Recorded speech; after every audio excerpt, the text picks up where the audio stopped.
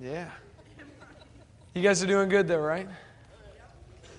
That was real encouraging. You guys are doing good, right? You guys are ready for a session, a workshop, and another session, right? Okay, good. Got some awesome workshops coming up for you. I certainly hope you guys will get to attend all of those. Actually, you won't get to attend all of them. You'll only be able to attend one of them. But you got...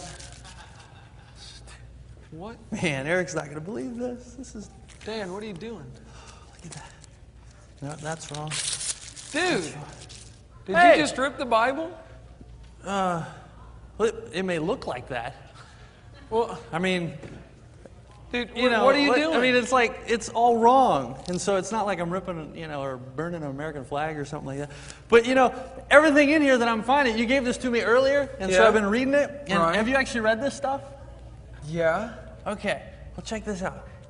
Most of it's wrong. Are you aware of that? Most of the Bible is wrong? Yeah. There's parts in here that are just kind of goofy. Like what? See, well, I didn't go to some fancy, academically advanced Christian school like you, right? Okay. But at least in public school, they taught me better than this. Because look, it says here, did you see the T-Rex fossils that are out there? There's a T-Rex tooth, right? It's sharp and it's pointy. Yeah. I mean, obviously, they're created to eat meat, right? But it says here in Genesis chapter 1 that all the animals were created to eat plants. Okay, that's wrong. That's stupid. That's just... Okay. Don't rip the Bible like that, man. Now, right here, there's also another part. We know that all kangaroos come from Australia, right? But here in the Bible, it talks about how the ark came to rest in the mountains of Ararat. And so they expect me to believe that all the kangaroos that exist in Australia today originally came from the Middle East? See, that's stupid. That's wrong. We don't need that part in there either. That's just wrong. I don't understand why that stuff's in there. Dan, you're not supposed to rip the Bible. You're not supposed to destroy it like that. Well, that's what I thought too. But have you heard of this guy called Moses? Yeah. Okay, over here in Exodus chapter 32, he actually takes the 10 Commandments, right? Yeah. It's like he's got these 2 tablets written on by the finger of God. He writes the commandments on it. And he took it, and according to this story, he takes it and he throws them down, and they break all over the place. And he destroys all the 10 Commandments. Yes, see, that's wrong. You shouldn't do stuff like that. So that doesn't belong. Dan, that's please. just stupid.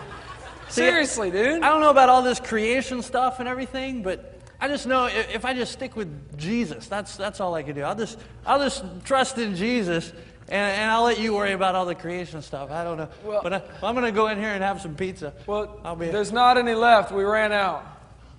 Sorry. But, dude, keep reading that. Don't rip that anymore, dude. That's good stuff in there. Don't rip it up. Okay. Just learn from it. Okay, well, learn. I'll check it out. Wow. Dan makes a good point. There's a lot of us in our lives that we wouldn't actually get up and rip a Bible. But in our day-to-day lives, we rip pages out all the time. We don't need that. We ain't got to abide by that. That's not something we have to do.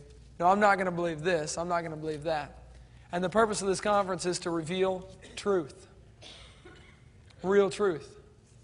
To show you what truth is. And to give you an avenue, to give you a way to take that truth and get it out into the world. And to spread that truth to anybody who will listen. That's the reason for this conference. It's not just to prepare you, but it's also to motivate you to get busy. To do something that's going to make a difference. There's a war going on. If you don't shoot, carry bullets, do something. That's the purpose of this, is to help get you motivated, train you. That's what some of these workshops are for, to get you motivated, to get you going, to get you busy. And I certainly hope that you will do that when this conference is over. I pray that you will get resources. We've got some awesome resources here that you can get your hands on to get you motivated, get you the information you need to get out there and get busy and share God's Word with others. Yeah, we probably wouldn't tear pages out of the Bible, but we do it all the time. We do it all the time. Let's treat God's Word the way it ought to be treated. Let's live our lives according to that. I hope you guys will enjoy Dennis Swift once again. I know you will enjoy Dennis Swift once again. Fascinating information about the Inca stones. And, man, people were a lot smarter than we are today. There's no question about it. Absolutely fascinating to learn these truths. So I hope you'll learn this and understand that, yeah, we ain't got it all together. We need to trust in the one who does have it all together, okay? Let's give Dennis Swift a warm welcome.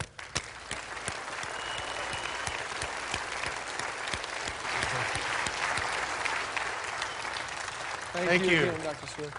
Thank you again. Yes.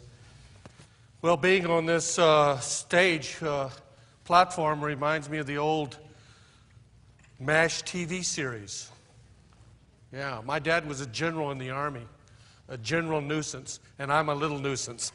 I'm back to bother you this afternoon. My dad was very patriotic. He laid down the stripes, and I saw the stars. But it looks like I'm seeing stars again. This cap reminds me of my childhood. Bad luck and no love. I didn't have a stitch of clothes until I was 3 years of age, and then my mom knit me a little cap so I could stand at the window and look out. And every Christmas, all I ever got was batteries. No toys, just batteries. Bad luck and no love. My dad did one nice thing for me. He took me for a boat ride 3 miles out into the lake. Threw me out. To swim to shore wasn't bad. The tough part was getting out of the bag. Bad luck and no love. Even my brother didn't like me. He traded me to his friend for a hamster with asthma and 50 cents. Yeah, and then his friend wanted back the hamster. Bad luck and no love. I thought I'd found true love one time. I was on an airplane, and the stewardess looked at me and she said, "You remind me of a movie star." I said, "Really? Which one?" She said, "Lassie." Bad luck and no love. When I was a kid, I was kidnapped, and the kidnappers sent a ransom note to my parents. It said, "Give us $10,000 or you'll see your kid again." The only bathtub toys I had to play with, that my parents would allow me to play with, was a toaster and a hairdryer. But then I was eating Sugar Pop cereal, and this is the true part, as a child, and they advertised for dinosaurs, that they had little plastic dinosaurs. If you cut off the box top and sent in 25 cents, you'd get a plastic dinosaur. And I remember being in my grandmother's house, I'd always run out to the mailbox to see if I got my little dinosaur. Little did I know that years later, after attending 9 different universities and colleges and studying for 3 PhDs, I have more degrees than the thermometer. I was educated to be obsolete, that I began to believe that dinosaurs and man didn't live together. But did dinosaurs and man live together? That's our topic this afternoon, and we want to look at that evidence. You know, I don't need to tell this group that scientists say that 65 million years ago the dinosaurs were extinct. If there would be any evidence to the contrary, then evolution would be DOA, dead on arrival. That evolution would melt down faster than the Wicked Witch of the North. I'm looking here at Acambaro, Mexico. This is Waldemar Julsrud. He was a German hardware merchant, and in 1923 he was the co-discoverer of the Chipicaro culture, the oldest in Mexico. But on a sunny day in 1944 in July, he was riding his horse on the side of the mountain of El Toro. He looked down, he saw a piece of pottery sticking out of the ground, and got off the horse, dismounted, dug it out of the ground, and from there they began to find many, many, many pieces of ceramics. When I went to the Schnitzer Auditorium to hear Dr. Stephen Gould in San Diego, California, you know, auditorium is a compound Latin word. Audios to hear and Taurus to bull. That's what you do when you go hear evolutionists. A sanctuary is a compound Latin word. It means the place of the Spirit and truth. We come to hear the Spirit and truth when we come into here. Cosmetics is a compound Greek word. It means to bring order out of chaos.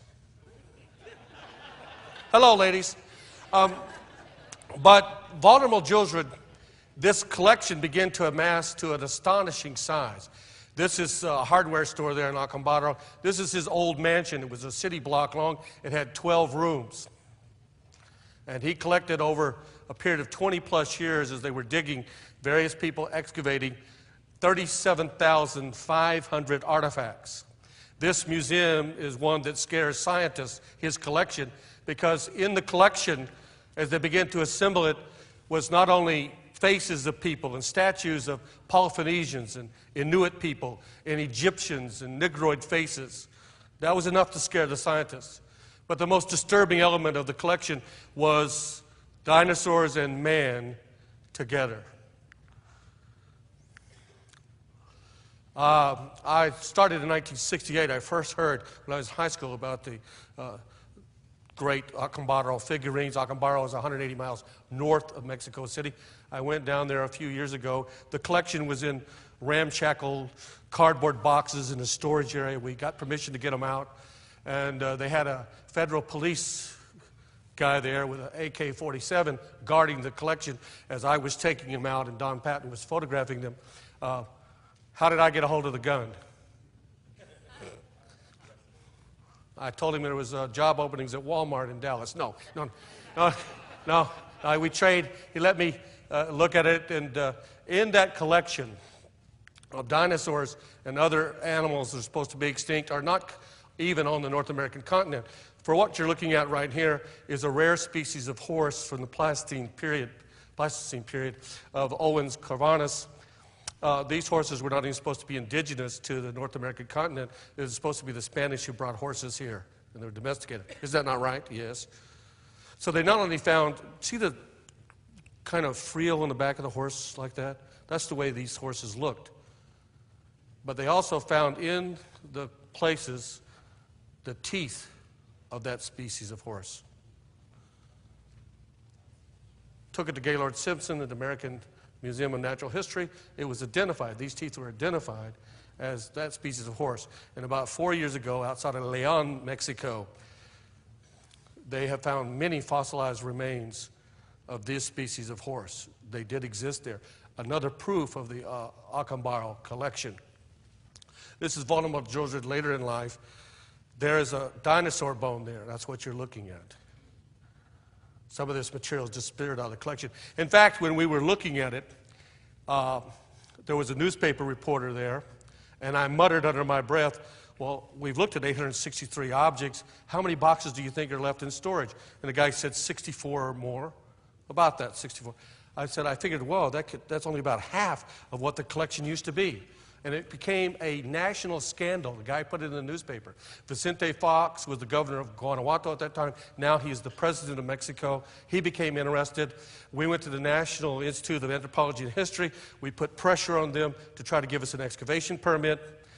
We went with Don Patton and this gentleman, Carlos Perea. We found him. He was the head excavator at a place called Old Chipicaro in the 1940s. As they were excavating there, he had never seen the Jewelry collection. Didn't know about those figurines. We showed him pictures, and he said, yes, here's a dinosaur like this that we excavated at Chipicaro, that kind of figurine. And we also found, he said, in an Indian tomb, a mummified remains of, he described it, we have it on video, of a creature about 18 feet long, arms and hands like this, paws, claws, and what's a description of some kind of dinosaur. But in this collection, we see dinosaurs standing up on their back, just like Robert Bacher in his Dinosaur Heresies in 1986 depicted them accurately. We see other dinosaurs from the 1955s. One of them in the collection, if you look at the early times of the iguanodon, the first dinosaurs, fossils discovered in the 1840s, when they looked at the discombobulated pile of bones, they didn't know how to assemble it. And as they assembled them together, they put it together wrong of what the dinosaurs looked like.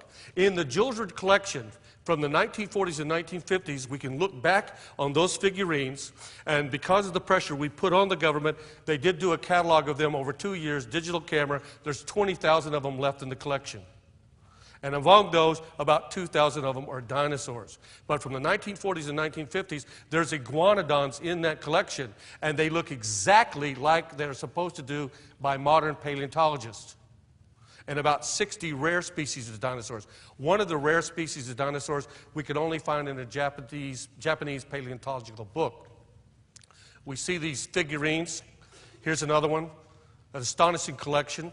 Earl Stanley Garner, who was the most famous, and the Perry Mason series came out of his detective novels. He became in detective mysteries. He became involved in this. Charles Hapgood became involved. He went down there. There's radiocarbon-14 dates going back 1,000 years. Thermal going back to 2,500 BC. In fact, the Mexican government became involved in 1954. They finally dispatched a team of the most prominent archaeologists and paleontologists from Mexico City. They went there and said, we're not going to dig by El Toro, we're not going to dig in these other locations.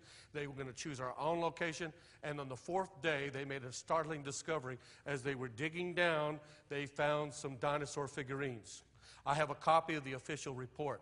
And we translated it from the Spanish, and in it it says, in spite of the legality of the find, these cannot be real, because they depict dinosaurs. On the basis of the life form, they kicked out the evidence. So we see these. Remarkable. It's proof that man and dinosaurs lived together. You know, there's an infinite variety of ways that you could disprove evolution. Of course, if you were to find anything in the fossil record out of order, dinosaur and human footprints together, or any objects out of order, it would show that dinosaurs and man lived together.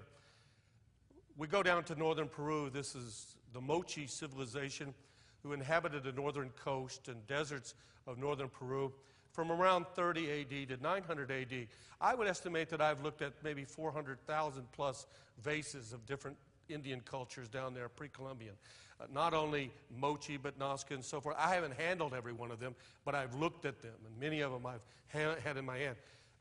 In the Mochis, we see, can you see that dinosaur? The Mochis are famous for their stirrup pot vases, the cylindrical vases and portrait figurines that they made. It's always red on white or white on red. We see out of those, I have now found 11 of these to depict dinosaurs, and all of these are the same type, similar species. They have dermal spines. We know it's Stephen Zirkus in 1992, who was the first one to publish in Geology, 1992, that dinosaurs had dermal spines from the fossilized remains at a quarry in Wyoming. And we see that they're similar to an iguana, that the frills on the back in different positions, these are correctly displayed and depicted, anatomically remarkable. You heard about the runaway bride over in Georgia? Back there, maybe it was a fiance. Our kids don't go down by the sea because there's a dinosaur down there. They had to have seen them in real life to depict them so accurately. Here's another one of the dinosaur vases, one of my favorites. If you look at the head and the teeth protruding out and so forth, just as astonishing. This is enough right here to put any atheist or agnostic or skeptic out of business. These vases are in museums in Peru and other South American countries. They are authentic. They were found in official excavations, most of them in the 1920s, and some of them were in the collection of the vice president of Peru in the 1920s. We see other of the vases here. Also, this relates to the Inca stones that I showed you last night, because throughout the Indian culture, pre-Columbian civilizations, what we see depicted is the warriors fighting these beasts in combat. But they always show the men, warriors, of equal size or greater size than the beasts they're fighting.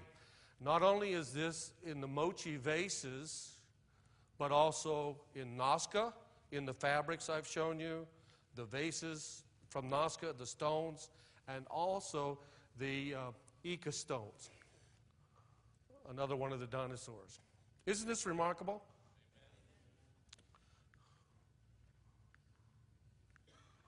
Another one. I just want to go through these for the matter of time that we have here.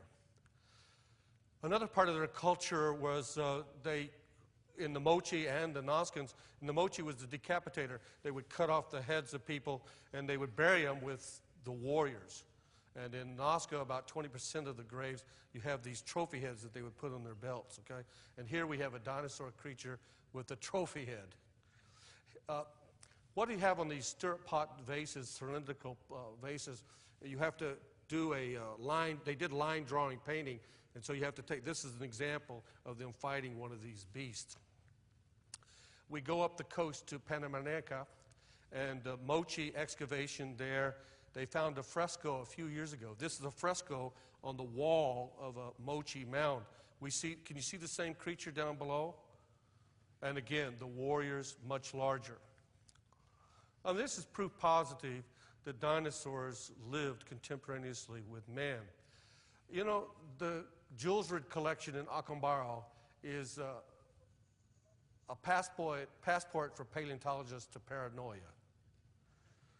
When the paleontologists look at that, they have to step back and either dismiss all the evidence or they have to bow to it and say, yes, dinosaurs and man lived together. And if that's the case, then the evolutionary flimsy tower of time comes toppling down to the ground in a crumpled heap, and it ushers in an intellectual cataclysm. And we would have to rewrite all of the textbooks. This is the Mochi mask. It is in a museum. It's not Nazcan. It's not Inca. It's Mochi. It's a funeral mask. It's solid gold. It's about that big. And you see the two creatures on the side that are very much like the fabrics and the vases, dinosaurs. Now we go down to Mexico, El Tajín, in the jungles of Veracruz. You have to join the battle. You know, God did not save us to be spectators, but gladiators. We've got to be spirited Spartacuses. You can't soak, sour, stink, and sink and sit in the pew and stew with the other few.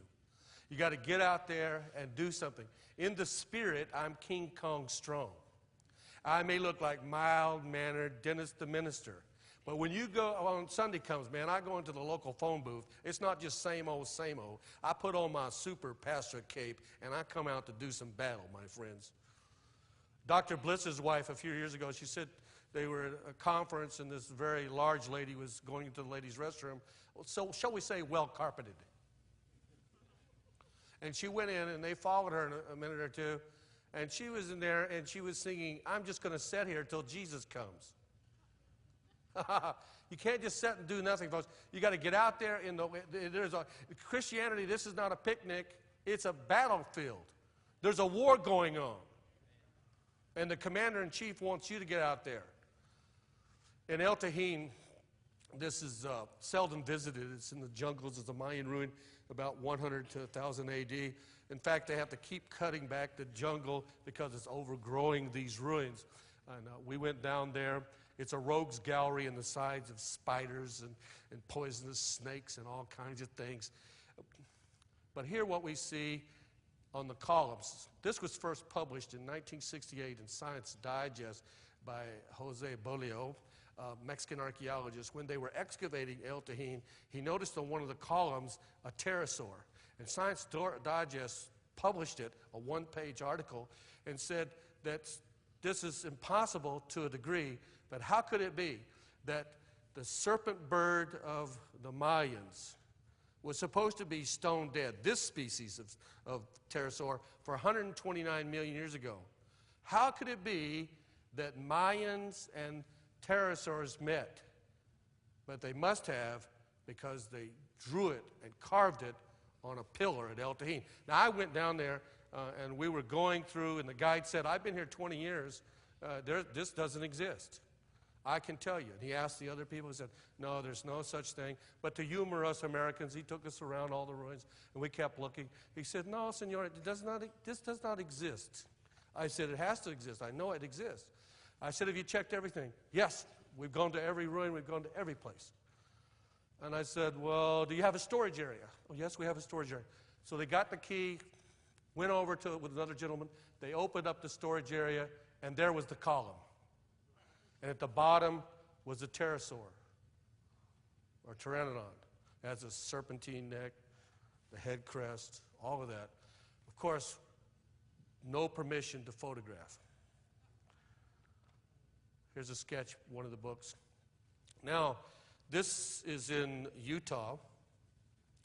I grew up in New Mexico. As I said, it looks like 200,000 square miles of kitty litter. But in 1979, I was at Chaco Canyon, and I studied the Anasazi. The Anasazi inhabited the Colorado Plateau region from about 200 BC to 1300 AD. They exited that area, and they disappeared. It used to be a mystery. Now we know that there was a drought. And they just left. They left everything. You know, the last vestiges of their civilization is Mesa Verde. How many of you ever seen Mesa Verde? Okay. But Chaco Canyon is a large complex. And I believed in theistic evolution. But I was going along, and I found a book that had just been published by Fran Barnes called Canyon Country, Prehistoric Indians. And in the back was a reference to the anomalous rock art about a Diplodocus dinosaur down in the area of natural bridges. So a few years later, when I heard a creationist, I didn't believe the creationists had, I thought they were just like the Kellogg's convention, you know, fruits and nuts. They had no evidence. And then finally I heard a creationist, he said, dinosaurs and man live together. Do you know that there's a miracle in your house? Your future is not out there or back there. It's up there in the heavens. You got to reach down and reach up and pull it down. But not only that, God has probably already placed something in your hands right now that's going to change your life. And that book changed my life because years later when I heard somebody, it popped in the back of my mind. I used to read 3 or 4 books a week, and I did that for about 20 years. I have thousands and thousands and thousands and thousands of books. But that one book changed my life. And I went in there, and I called some people, and I said, let's go looking for that. I went to Fran Barnes in Moab, Utah. He said, I've never seen it. We couldn't find anybody who had seen it. And I searched off and on for it for 6 years. In fact, if you used to go there in this canyon region, which is now part of the Natural Bridges Monument, you used to have to go by horseback 12 miles. And then you'd have to climb down this winding path into the bottom. And in fact, when the Anasazi left in 13 AD, they left everything intact. They left their ruins, they left the pillar posts. Usually they would always take the trees with them. The pottery was left there. In about 1300 AD, they evacuated, and for 700 years, almost no one was ever in that canyon. Maybe a few Ute Indians. The first major exploration of this canyon was 1961, the Audrey Hobler expedition. And under Kachina Bridge is this petroglyph. It's Anasazi. How do we know it's Anasazi? Number one, the Cayente Anasazi were the people who were down in that region into the canyon. It is done by the stipple method. The stipple method, the Indians, this is a 12-foot ledge. I've gone down in there with a ladder. The Indians used to make wooden ladders. It's 12 feet up. The dinosaur is 36 inches long. The tail is about 17 or 18 inches long. I've done a rock art rubbing there before. The desert varnish all around it, heavy patination, takes hundreds of years. Can you notice that? There's desert varnish that builds up over a period of time. We know that it's Anasazi based on the other petroglyphs all around it. A petroglyph is a Greek word. Compound means rock carving. And they used it. They would take a chisel with a beveled end after they drew it out like this.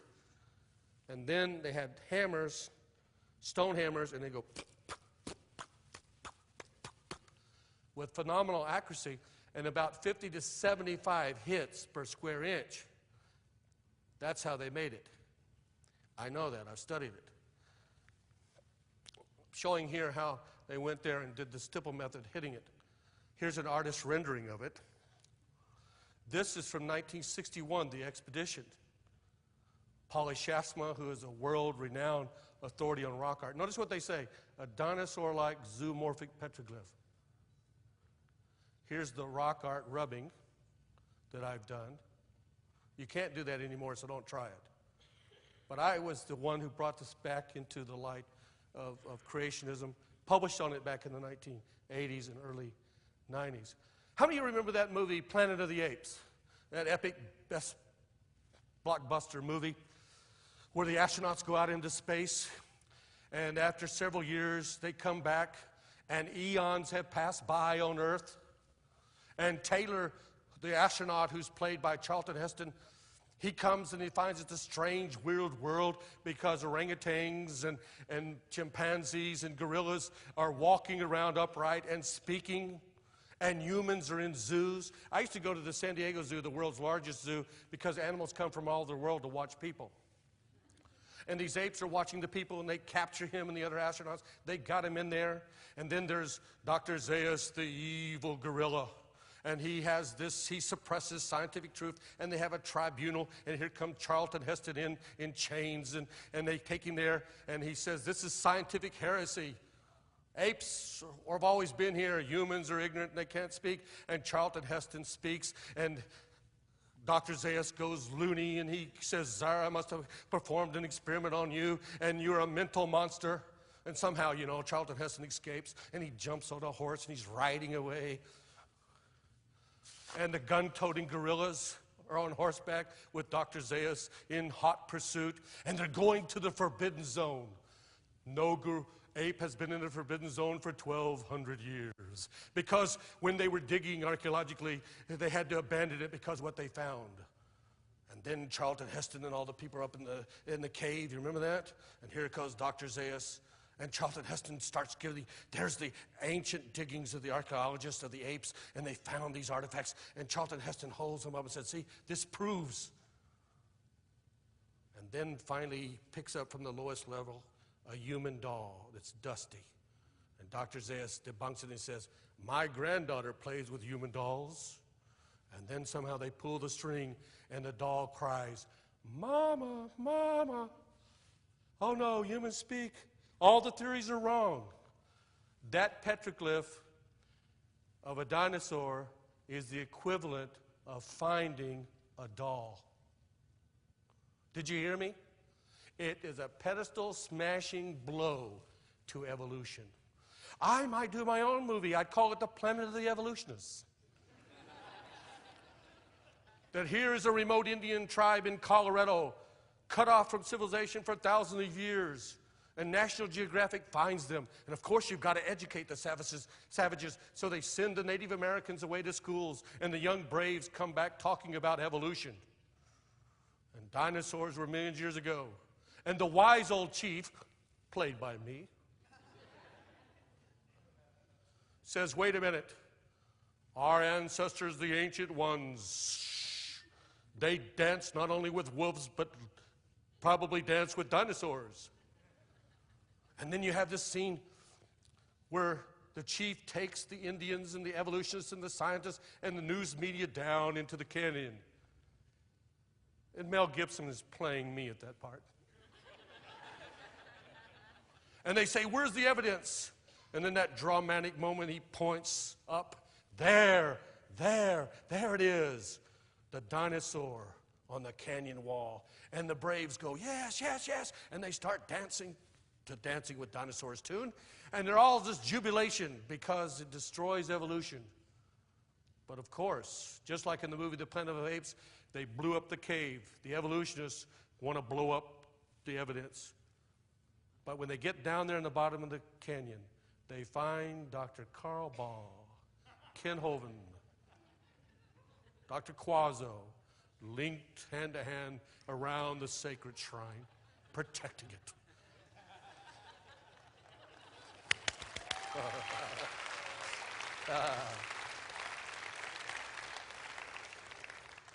My friend, God a long time ago left some evidence behind.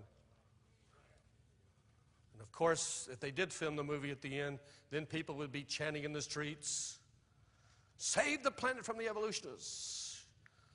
Well, here's the references to, in Barnes' book about the petroglyph. Another one in regards to the other anachronistic oddities and anomalies of rock art. So that's what we're investigating. In 1998, I was way out in a remote region of Utah, Cowboy Caves. It's about 130 miles from the nearest town. And I'd heard a rumor that there was a Triceratops petroglyph. We didn't find it. I was with Don Patton. We went back into Moab, and I stopped at a rock shop. And that day, I was wearing a Bolivian jacket. It was so loud, it would talk to you. And so this old leathery skinned old timer said, son, where'd you get that jacket? I said, down in Bolivia visiting Olivia's sister, Bolivia, okay. And he said, what are you doing there? And I said, I travel around looking for dinosaurs and man evidence. I said, you ever seen anything like that? And he turned and started proceeding out of the rock shop. And I followed him. And he went to his old pickup and he opened up the door. And I said, well, sir, have you ever seen anything of dinosaur petroglyphs? He said, I've lived around here 60 years. He said, once. 41 years ago, I had a rancher call me and tell me that he had on his property a petroglyph of a triceratops. And he said, I went to see it. I said, well, was it a triceratops?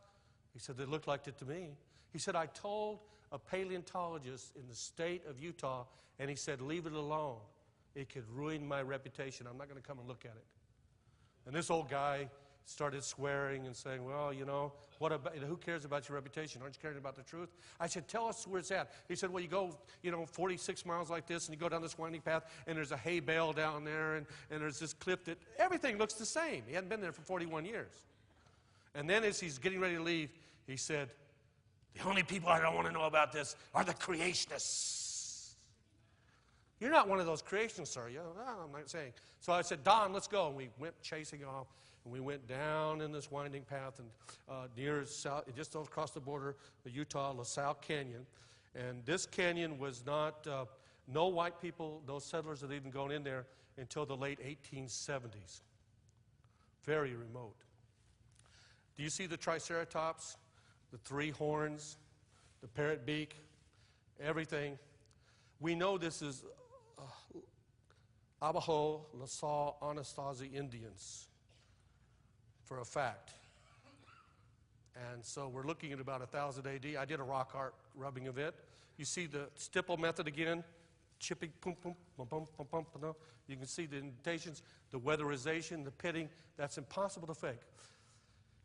And the little man, the first publication scientifically, any knowledge of the Triceratops, was 1881. I found a man, he's now deceased. His brother in 1914 inscribed his name on the other side of the panel, right in the rock. And if you look at it, it's bright white. The other things is desert varnish. This man, his family had homesteaded the place many, many years ago, and he had first seen it in 1917. So it was there, all the way back in there. So it's not something new. It wasn't faked. This is do you see the kebab type earrings? The Abajo LaSalle Indians had big earrings. There again, the Triceratops. This is probably Buckaroo Banzai, the cowboy. Weehaw, riding the Triceratops. Now I take you to another place, the Hornado Mugiwan Indians, who were contemporaneous with the Anasazi about 200 BC to 1400 AD. My first time I ever flew to California, I was on a plane, and a little old lady said, son, where are you going? I said, I'm going to El Cajon and San Jose. She said, out here we pronounce that J like an H. It's El Cajon and San Jose. How long are you going to be staying? Oh, only until Hoon or January. Okay. Anyway, it's not Jornada Hornado Mugiwan Indians. You need to pray. Do you believe in prayer? I hope you do believe in prayer. The Holy Spirit knows where. Do you know God knows where everything is? He knows everything about our lives. He knows every hair that's on your head. He's got them numbered. In some cases, He knows how many hairs are not on your head. He knows your true weight that should be on your driver's license. He knows how many strands are in your wig. He knows your true hair color. He's known every person who ever lived here. He knows everything about it. He knows where every object is. He knows where everything has ever been buried, and He knows about it. And if you'll pray to Him, Jesus said, you have not because you ask not. He said, my sheep hear my voice. Some way there ought to be a dynamic mental image, some kind of prompting by the Spirit of God for you to get off your differential, and God would lead you to things if you begin to pray. I believe that. I believe it.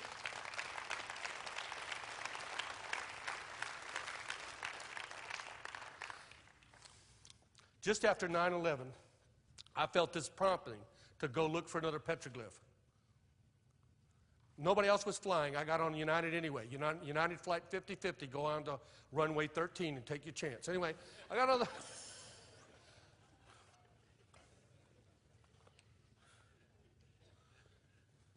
Because I'm going to get another star in my cap. Anyway, okay, wait. So I get down there to this area. And you got to do that because the devil is the god of this age. And there could be a moment you'll meet somebody, and if you're there at the right time, at the right place, at that prompting, you'll get the evidence. If not, you'll miss it. And I went down there with this great petroglyph site, our Nanamugi one. In one area, 1 mile and a quarter by 3/4 of a mile, there's over 25,000 petroglyphs.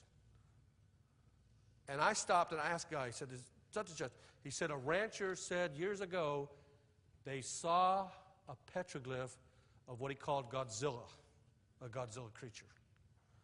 Now, what do I need to do here? I messed this up. Who's it? Do I put it? Who's the technician real quick while I keep talking?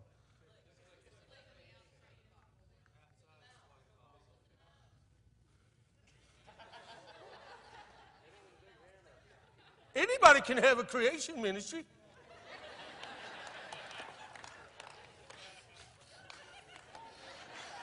Last year I couldn't even spell preacher, now I are one. Where's that guy who learned how to speak PowerPoint last year? Where's Lewis? Say it again. Come up here real quick. Come here. Come here. What? Oh, it's marvelous.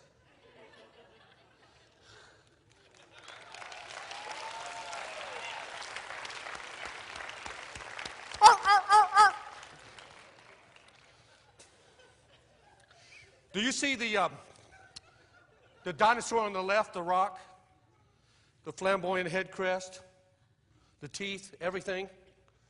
And then the deer, the dinosaur's up on its hind legs like this, and across it is a deer. Of course, it's stylized a little bit. You can tell that's a deer, even though deers don't have rectangular-shaped bodies. See it? Now look at a Paracephalophus. Look at that. That's what that is. The Indians had to see it. Look at the eye structure right here. Just like a modern paleontologist would draw it. Phenomenal. Uh-oh. Oh, I missed one. The next one was supposed to be this big dinosaur of a fire-breathing dragon. Somehow it got lost here. That's why it said, "Did you see that?" Here it is. Oh, where did you see that? See what? Me operating the computer? No, it's this. Job 41, verses 18 through 21. The Leviathan, remember? Out of his mouth come burning lamps, sparks leap out of his nostrils, smoke as a boiling cauldron or a seething pot. His breath kindles coals, and flames shoot out from his mouth. What is that but a description of a fire-breathing dinosaur? By the way, when the patriarch Job, pitifully buffeted Job, sitting in an ash heap, covered with boils, crying out of his abysmal misery, lost his family, lost his fortune, lost everything, and he's asking God why. How did God answer him? He gave him 7 chapters of science questions. Have you been to the Pleiades? You've been to the bottom of the ocean. Have you done this? Have you seen the chief of all my creation, the behemoth? Have you seen the fire-breathing dragon? What kind of a God is this? We know him, but we don't know him. When you suffer, he gives you science questions. Here's a fire-breathing, the Wapatki Indians, the American Southwest, with the Sonola Indians. This is a very remote, inaccessible location. It's on government land, and you have to get special permission, a permit, and everything else. You have to be accompanied by a park ranger, and you have to hike 8 or 9 miles to this location. Can you see the fire-breathing dinosaur done by the Wapatki Indians? The pitting, the weatherization. From another angle, and there's petroglyphs around it. The Havasupai Indians, you're familiar with this one. I won't cover that link to that. We go to the burial style. This is the Pteranodon pterosaur. It's down in the San Rafael swell region of Utah. I first investigated this in the early 1980s. You can see depicted on sandstone. Many people take this area for granted, but actually it's sandstone. And you look at the pterosaur, 8 feet 6 inch wingspread. And when I first wrote about it in journals, people said, no, it's not a pterosaur, it's not a pteranodon, because look, the wings are billowing out like this. Now we know that some of the species of pterosaurs could hover like a kite hawk, and they had flexible membranes, and they could hover over their prey. Then they said, no, it can't be a pterosaur because of the web-like feet. And I said, well, you know, pterosaurs and pteranodons in swamps, they probably had feet like ducks. Now we have found fossilized evidence down in Brazil in the San Antonio Formation that they did have webbed feet. Also, you'll notice the flamboyant head crest. According to Robert Bacher, the pteranodons had this kind of flamboyant headgear. Here's a depiction of it here. Also, it's done in hematite. This was done by the Desert Archaea Indians about 2000 BC. They would take a reed straw from the river, a reed. They mixed an emulsifier of egg whites and other materials, and they had minerals, hematite, and they would take it like this. And this is a pictograph, which means a rock painting. And they would spray it. And that's the way that's done. And on the top of the wings, or the pteranodon means 5-clawed, there are claws on the top of the wings. And I've done microscopic studies. There's teeth right here in the beak going out. And then there's a bulbous point at the end. And people said 10 years ago, oh, no, there's no species of pteranodons that had that kind of a beak. Now we have found in Italy some evidence that indeed some species of Tyrannosaurs had this kind of bulbous bulb at the end of the beak. The Indians had to have seen it to draw it accurately. And you know the thunderbird, and all Indian legends about the thunderbird, that the thunderbird, when it flew, that the wind and the air would vibrate and the earth would thunder. They were so big. The Inuits up in Alaska say that this bird was so large that it could grasp a small baby whale in its talons.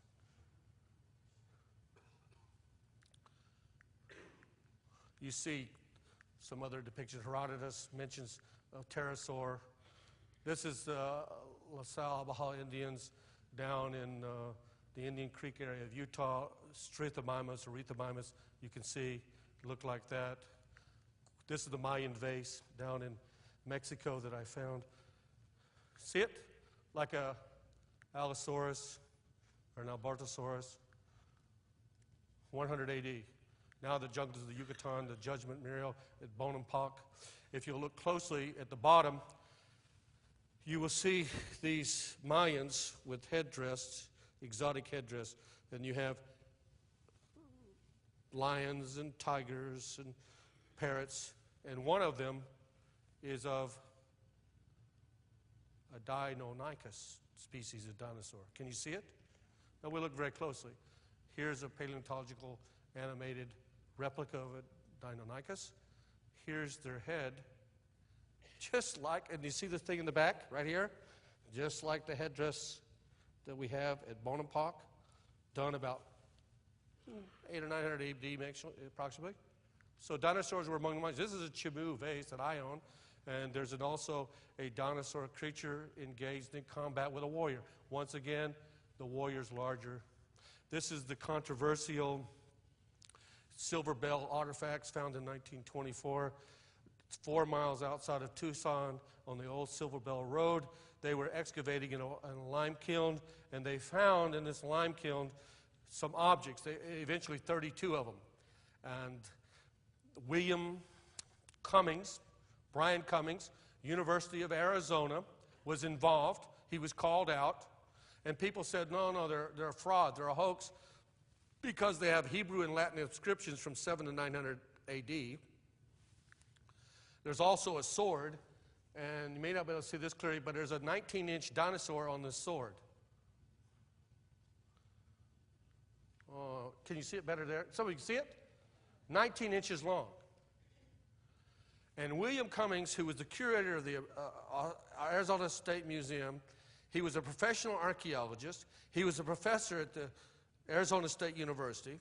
He went down there to look at it, and they began to excavate in Cleachy and limestone.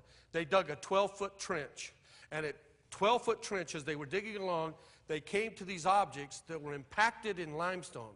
They had to use crowbars, chisels, and other tools to get them out of the limestone.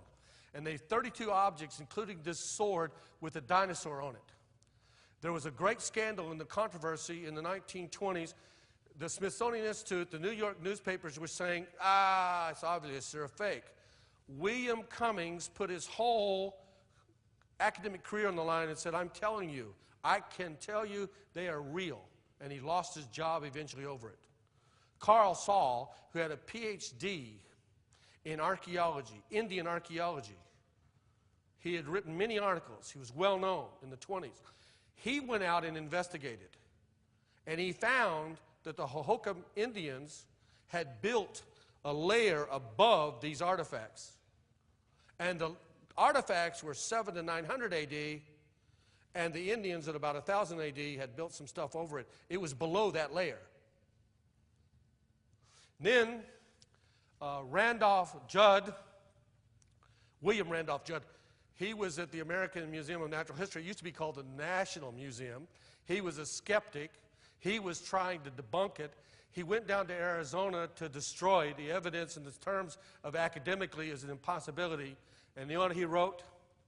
He wrote that it was obvious that the specimens were below a layer of limestone and caliche. They had not been planted there. He said, but he figured that the conquistadors had left them there in about 1540s. They had brought them when they came over across the southwest. Wait a second, you still have a problem. From the time of the hoofbeats of the conquistadors to the discovery of the first dinosaur bones was 300 years. Of course, they are in a vault at Arizona State University Museum, and they rarely ever take them out. Oh, you know, the Nova TV special, Dinosaur and Human Footprints were found together. This would counter evidence. Ernest Meyer said that creationists have stated that dinosaurs and man were contemporaneous. If that momentous statement were true, then the names of the discoverers would be thundered down the halls of time. These individuals would be known as making one of the greatest discoveries of the 20th century. I'd like to thank him for the compliment. Evolution is down for the count. I gave up boxing because of my hands. The referee kept stepping on them. I had the champ on one knee the other day. He was on one knee, making sure I was all right. Hey, you know what a woman tells a man with two black eyes? Nothing. She's already told him twice. All right, I mean, listen, evolution loses on the basis of the petroglyphs, the ceramics, the Inca stones. Now let's look at some dinosaur and human footprints. Let's go to the American Southwest. When I was at the site looking at the Harnonamungwan Indians, I was praying. I said, Lord, if there's anything else anywhere, please show it to me, help me. And the next day, I took a different route home than I normally would to the airport. And I came to a place there was only 4 people who lived in that area. Only 4. And I was talking with this guy, and I said, "Do you ever see anything strange?" "Like what, you mean strange?" Because this guy was like a redneck rancher, and the guy across the street was a survivalist, liberal. There's only people who lived in town, these 2 families, 4 people.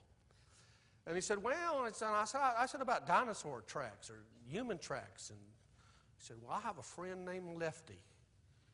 A few years ago, he was riding horseback up in this canyon. He fell off. The horse bucked. He fell off. And he swears that he saw on this slab these human footprints and dinosaur tracks. Really? Hey, wait, did we pray about this? Does God not know who knows? Does not God know that Lefty lives somewhere in the American Southwest? And that he's Spanish? He's the guy I told about the job at Walmart. No. Anyway, what happened, eventually, several years we went looking, and Lefty had a vague description. We're going up in these canyons, and you're looking at this slab. It's about 10 feet by 12 feet, and on the slab are about 8 or 9 footprints. There's some child footprints in a layer of rock that's over 100 million years old. There's 9.5 foot size footprints, 10 foot, 10, size 10, size 12. We have to put a little water on them so you can see them. There's a layer of dust covering them. We had a long time to find them. You see this one? This is humongous. This is 18.5 inches long. Why? We know people didn't have feet that big. 18.5 inches, that's a whopper, isn't it? That's about a size 26. Shaquille O'Neal only weighs a size 24. The largest size shoe right now in America is a size 44 by a young man who lives down in Texas. I went to Oddball Shoes in Portland a few years ago, and they gave me the sketch, the guy's footprint sketched out. And Dr. Ball has some of this material, and New Balance gave him his first pair of shoes. It cost him over $5,000. Before that, he used to put plywood on the bottom of his feet with rubber hose stuff. Bad luck and no love. And then what happened is he came along, and they gave him these shoes. 18.5 inches. And it also has 6 toes. Did you know it was a common occurrence among Anastasies we found in their tombs and graves in the American Southwest that a percentage of those people had larger feet, but lots of them had 6 toes and 6 fingers. And in the petroglyphs, you'll see 6 fingers, 6 toes. Here's a giant, so to speak. Fossilized giant, supposed to be 12 feet tall. Remember David in the Bible, 9-1, Goliath? And he went out there with a slingshot. Here's the slingshot, 2,000 years old. This is the way the slingshots, they didn't do it like this. They went like this. See? And when he hit Goliath, he hit him right between the running lights, remember? And Goliath said, such a thing has never entered into my mind before. And he came crashing down. The American Medical Journal in 1985 did a study, and they found of giantism that people who become giants, that they have the last part is a soft spot right in their head when the bones form. This is in a medical article. I'm not a medical expert. I'm Mr. Know a few things, but that's what the medical article said. And David with a rag and a rock, heads begin to roll. And then when he knocked, you know that the ancient Israelites, if you read this stuff, do you know how they practiced? They practiced aiming at the head. It wasn't by accident. And then when he had him on the ground, you know what he did? He got out his sword, and he cut off his head so fast that he didn't even know it until he sneezed. Whatever problem you face, when you get it down on the ground, you better take care of it. Here's a giant, Maganov. He's 9 feet, 3 inches. That's pretty tall, isn't it? Here's when he was 9'4", the world's smallest people, 3'6". Here's some giants in Mongolia, about 8 feet tall. Here's Robert Wadlaw. He was 8 feet, 11 inches. Dr. Boss probably got his jacket and his shoes at his museum. He does. Here's when he's a Boy Scout. Hello, mother, hello, father. Oh, there, see? Here's a gentleman who's 8 feet, 9 1/4, 503 pounds, 1900. This gentleman was 8'6", 550 pounds. This guy was 8 feet, 3 inches. Here's a lady who's 7 feet, 9 inches. Another giant, Russian giant, 8 feet. 2 giants from the Civil War, 2 giant people marrying each other. This guy was in the movies for many years, Johan Peterson. And he was 8 feet, 8 inches tall. The tallest man in the world, Leonard. He was 8'4". I understand he went through a growth spurt. He's 8'7". I got to go quickly. There's the giant footprint. More of the footprints. See the dinosaur tracks? I don't have time.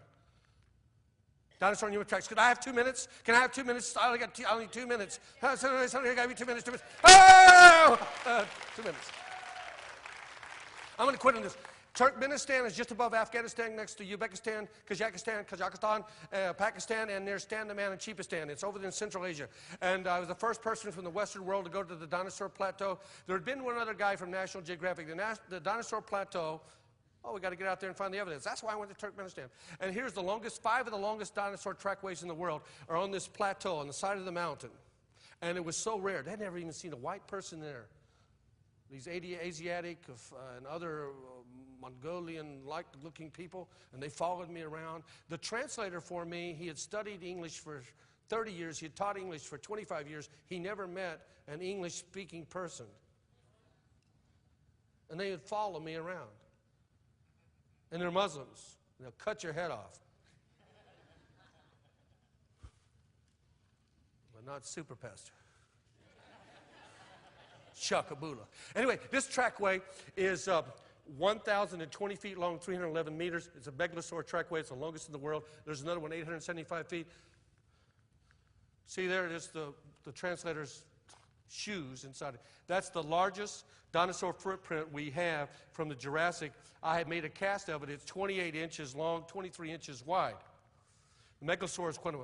We first read about this in Moscow News, 1983, and this was when an atheistic communist empire, and they talk about it. And this was when they were under complete control not to say anything other than evolutionary dogma.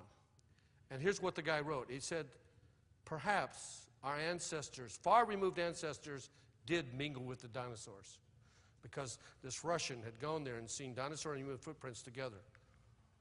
Kurban Aminazov, Turkmenistan scientist, educated at Moscow State University, PhD, he wrote in 1986 in the Russian journal Around the World that he studied this, and he said that these human footprints, or hominoid footprints, are from the Jurassic time. They're not 5 or 10 million years ago, but at least 150 million years ago. How could it be that dinosaurs and men were together in the same place? They think this was like an ancient lake bed, but I believe it was the flood. And that these creatures came together. There's also the spiral-horned goat tracks. There's mammal tracks on the same plateau, human tracks and dinosaur tracks. Alexander Bushov in Pravda in January 31st, 1995, he wrote about these footprints that he had seen. And you know what he says? He says, well, wait a second. It probably wasn't humans. It was aliens who came down in their bathing suit and promenaded along with the dinosaurs. Who says scientists don't believe in miracles? I do believe in UFOs. How many of you believe in UFOs? UFOs, uncommitted, free-loading onlookers. Every Sunday we have them. Section A, Section B. Okay. Here's the footprints. There's about 6 human footprints, full footprints, 2 half footprints, but they're size 43, triple E. Oh, that's Russian, though. American, it's 9.5. We have the guy putting his footprint there. Here's an example of the footprint, right? One of these footprints. We made cast of it, latex cast. See this? The footprint. Dr. Baugh has these. He's going to make a copy. Is Carl Baugh here? What a fine gentleman. Oh, people have asked me whatever happened to Osama bin Laden. When I was in Turkmenistan, they have the pictures. He was eaten by a T-Rex.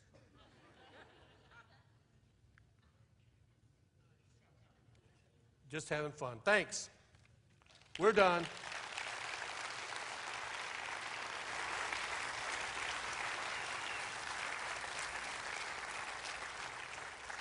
Hey, let me introduce to you real quickly Dave with Animal Alley Ministries. Come on up here, Dave. Sure. Dave. Yeah, give him a hand. Dave with Animal Alley Ministries. Thank you, Eric. He has been educating and entertaining your children with live animals, and it's absolutely awesome. I mean, your kids, have they told you how awesome the animals are? Absolutely awesome, man. Having a great time. So we appreciate Dave being here. He's got a booth. I wanted to give him a little time to tell him a little bit about his ministry for you guys, okay? As Eric said, my name is David. I'm with Animal Alley Ministries. Our ministry uses real, live, exotic animals to teach how to be a better Christian and teach creation and a few other values. We go to churches from Maine to Florida to California. We hit about 200 a year. We've been working with your kids here today, so they probably have heard about us a little bit because the kids are having a lot of fun. Yeah. I brought one of my friends over, which I'm going to get out in a minute. Okay? By the way, Eric, by any chance, do you know, if you don't know, it's okay, do you know what the laziest animal in the world is? The laziest animal in the world is my brother. Close. I thought it was your...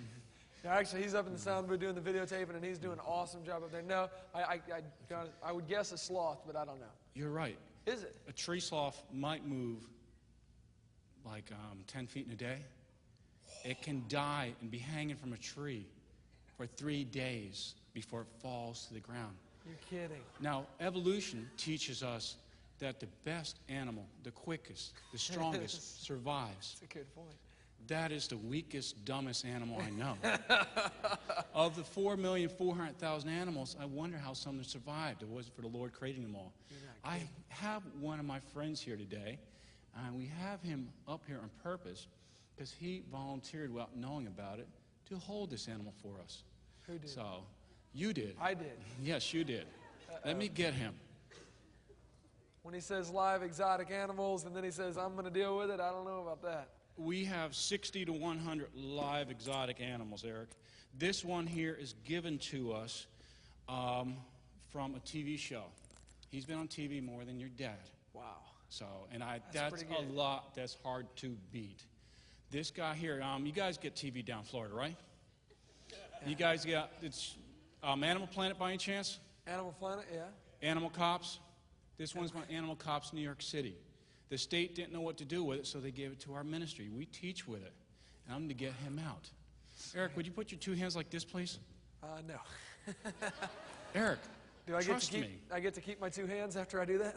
You get to keep your two hands. Remember, he came here with 2 fingers, okay? This guy here was secured earlier. My son did it. And Eric, for your safety, we took all the proper safety precautions. Holy cow. This animal is a friend of ours, which your kids were petting earlier. Oh, my goodness. Here you go, Eric. Our Lord created 34 species of crocodilian. This is one of them. This is an American alligator. He's a Caesar from New York City. When he grows up, he can be 6 to 9 to 12 to 14 feet. Oh, my. The Lord created him as a perfect hunting machine. He goes very fast, and this jaw has 3,000 pounds of pressure when he grows up. And right now, for his safety, we went to Walmart and got the best electrical tape we could get for 38 cents. Okay, Dave. So, Dave. and he has a very powerful jaw. So we go around teaching. I'm going to take him back so Eric can keep his fingers, okay? Thank you. Thank you for the time, I'll hold Eric. the mic instead. Oh. There are pages out of the Bible, but we do it all the time.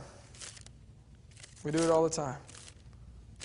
Let's treat God's Word the way it ought to be treated. Let's live our lives according to that. I hope you guys will enjoy Dennis Swift once again. I know you will enjoy Dennis Swift once again. Fascinating information about the Inca stones. And, man, people were a lot smarter than we are today. You know, there's no question about it. Absolutely fascinating to learn these truths. So I hope you'll learn this and understand that, yeah, we ain't got it all together. We need to trust in the one who does have it all together, okay? Let's give Dennis Swift a warm welcome.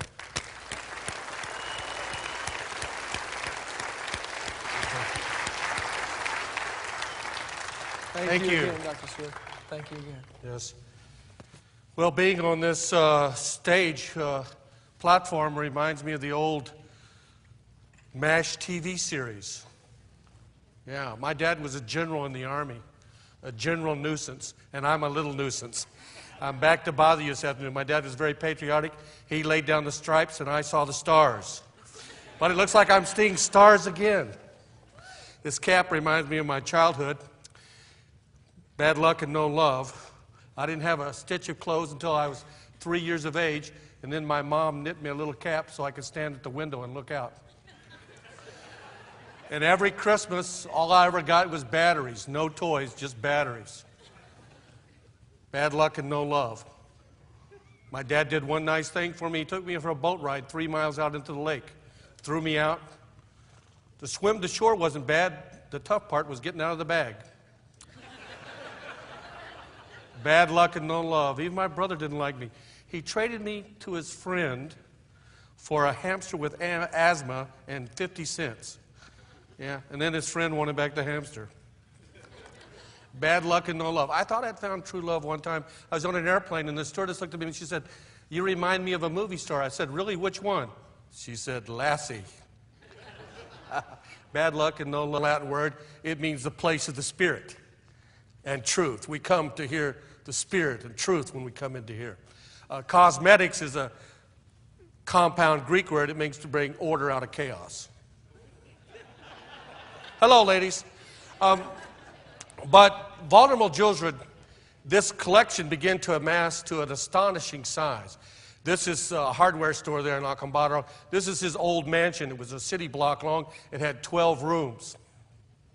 And he collected over a period of 20-plus years as they were digging, various people excavating, 37,500 artifacts. This museum is one that scares scientists, his collection, because in the collection, as they began to assemble it, was not only faces of people and statues of Polynesians and Inuit people and Egyptians and Negroid faces. That was enough to scare the scientists. But the most disturbing element of the collection was dinosaurs and man together. I started in 1968. I first heard when I was in high school about the great Acambaro figurines. Acambaro is 180 miles north of Mexico City. I went down there a few years ago. The collection was in ramshackle cardboard boxes in a storage area. We got permission to get them out. And they had a federal police guy there with an AK-47 guarding the collection as I was taking them out and Don Patton was photographing them. How did I get a hold of the gun? I told him there was job openings at Walmart in Dallas. No. We trade. He let me look at it, and in that collection of dinosaurs and other animals that are supposed to be extinct are not even on the North American continent. For what you're looking at right here is a rare species of horse from the Pleistocene period of Owens Corvinus. These horses were not even supposed to be indigenous to the North American continent. It was supposed to be the Spanish who brought horses here, and they were domesticated. Is that not right? Yes. That's what I thought too. But have you heard of this guy called Moses? Yeah. Okay, over here in Exodus chapter 32, he actually takes the 10 Commandments, right? Yeah. It's like he's got these 2 tablets written on by the finger of God. He writes the commandments on it. Right. And he took it, and according to this story, he takes it and he throws them down, and they break all over the place. And he destroys all the 10 Commandments. Yes, See, that's wrong. You shouldn't do stuff like that. So that doesn't belong. Dan, That's please. just stupid. See, Seriously, dude. I don't know about all this creation stuff and everything, but I just know if I just stick with Jesus, that's all I can do. I'll just trust in Jesus, and I'll let you worry about all the creation stuff. I don't know. Well, but I'm going to go in here and have some pizza. Well, there's not any left. We ran out. Sorry. But, dude, keep reading that. Don't rip that anymore, dude. That's good stuff in there. Don't rip it up. Okay. Just learn I'll from see. it. Okay, well, learn. I'll check it out. Wow. Dan makes a good point. There's a lot of us in our lives that we wouldn't actually get up and rip a Bible. But in our day-to-day lives, we rip pages out all the time. We don't need that. We ain't got to abide by that. That's not something we have to do. No, I'm not going to believe this. I'm not going to believe that. And the purpose of this conference is to reveal truth. Real truth. To show you what truth is. And to give you an avenue, to give you a way to take that truth and get it out into the world. And to spread that truth to anybody who will listen. That's the reason for this conference. It's not just to prepare you, but it's also to motivate you to get busy. To do something that's going to make a difference. There's a war going on. If you don't shoot, carry bullets, yeah. Do something. That's the purpose of this, is to help get you motivated, train you. That's what some of these workshops are for, to get you motivated, to get you going, to get you busy. And I certainly hope that you will do that when this conference is over. I certainly hope, I pray that you will get resources. We've got some awesome resources here that you can get your hands on to get you motivated, get you the information you need to get out there and get busy and share God's Word with others. Yeah, we probably wouldn't tear pages. When I was a kid, I was kidnapped, and the kidnappers sent a ransom note to my parents.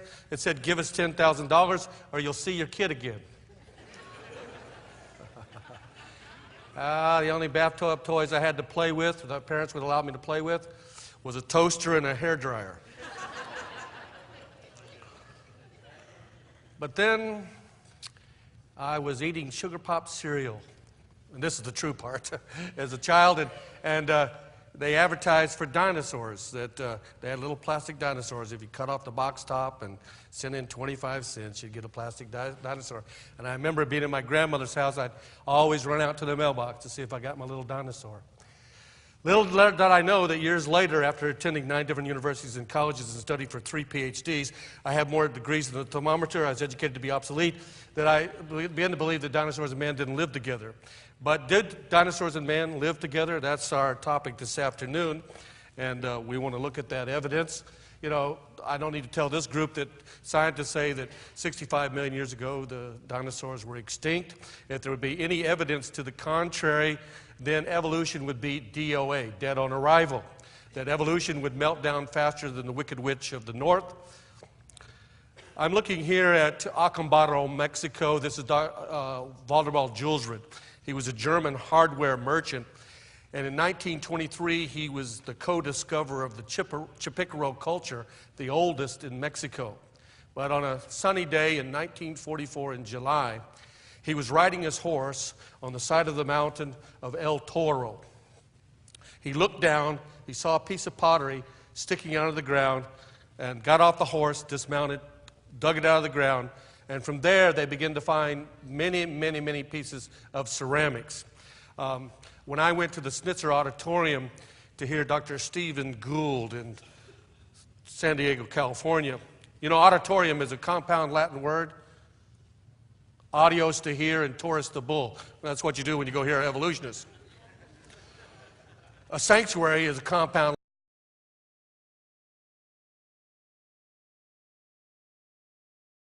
Yeah. You guys are doing good though, right? That was real encouraging. You guys are doing good, right? You guys are ready for a session, a workshop, and another session, right? Okay, good. Got some awesome workshops coming up for you. I certainly hope you guys will get to attend all of those. Actually, you won't get to attend all of them. You'll only be able to attend one of them. But got what? Man, Eric's not going to believe this. This is... Dan, what are you doing? Look at that. No, that's wrong. Dude, did you just rip the Bible? Well, it may look like that. Well, I mean, dude, you know, what are you doing? I mean, it's like, it's all wrong. And so it's not like I'm ripping, you know, or burning an American flag or something like that. But, you know, everything in here that I'm finding, you gave this to me earlier, and so I've been reading it. And have you actually read this stuff? Yeah. Okay, well, check this out. Most of it's wrong. Are you aware of that? Most of the Bible is wrong? Yeah, there's parts in here that are just kind of goofy. Like what? See, well, I didn't go to some fancy, academically advanced Christian school like you, right? Okay. But at least in public school, they taught me better than this. Because look, it says here, oh, did you see the T-Rex fossils that are out there? There's a T-Rex tooth, right? It's sharp and it's pointy. Yeah. I mean, obviously, they're created to eat meat, right? But it says here in Genesis chapter 1 that all the animals were created to eat plants. Okay, that's wrong. That's stupid. No, dude, that's just... Okay. Don't rip the Bible like that, man. Now, right here, there's also another part. We know that all kangaroos come from Australia, right? But here in the Bible, it talks about how the ark came to rest in the mountains of Ararat. And so they expect me to believe that all the kangaroos that exist in Australia today originally came from the Middle East? See, that's stupid. That's wrong. We don't need that part in there either. That's just wrong. I don't understand why that stuff's in there. Dan, you're not supposed to rip the Bible. You're not supposed to destroy it like that. Well,